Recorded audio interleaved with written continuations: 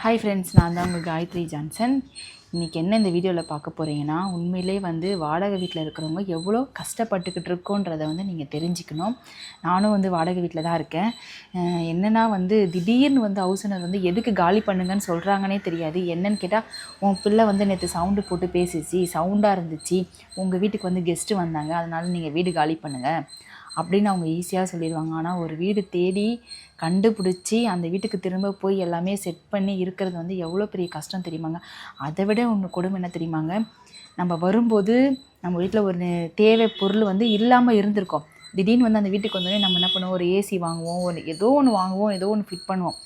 அதுக்குமே கேட்பாங்க, நீங்கள் ஏன் எங்களை கேட்காம நீங்கள் ஏன் ஏசி வாங்கினீங்கன்னு சொல்லி. அந்த மாதிரி உண்மையிலே நீங்கள் யாருன்னா கஷ்டப்பட்டுருந்தீங்கன்னா கண்டிப்பாக கமெண்ட்டில் சொல்லுங்கள். நான் நிறைய அனுபவிச்சிருக்கேன்.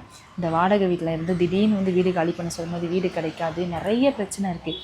ஏன்னா இப்போ எங்கள் நாத்தனாருக்கு நாங்கள் வீடு தேடிட்டுருக்கோம். கிட்டத்தட்ட ஒரு 4 மாதமாக வீடு தேடிட்டுருக்கோம். அவங்களுக்கு வீடே கிடைக்கல. என்னன்னு பார்த்தீங்கன்னா, அவங்க இந்த குட்டி நாய் வளர்த்துட்ருக்காங்க. அந்த நாய் அவங்களால விடவும் முடியல. அவங்களால அதை வச்சுருந்தா வீடும் தரமாட்டேங்கிறாங்க. இப்பயுமே அதுக்காக தான் கிளம்பி நான் உட்காந்துட்ருக்கேன், ஒரு வீடு பார்க்க போகிறதுக்காக. அந்த வீடாவது கண்டிப்பாக கிடைக்கணும்னு சொல்லி ப்ரேயர் பண்ணிக்கோங்க. பாய். என்னுடைய கஷ்டத்தை உங்ககிட்ட சொன்னால் நீங்களும் உண்மையிலே அந்த மாதிரி கஷ்டப்பட்டுருந்தீங்கன்னா கமெண்ட்ஸில் சொல்லுங்கள். பாய்.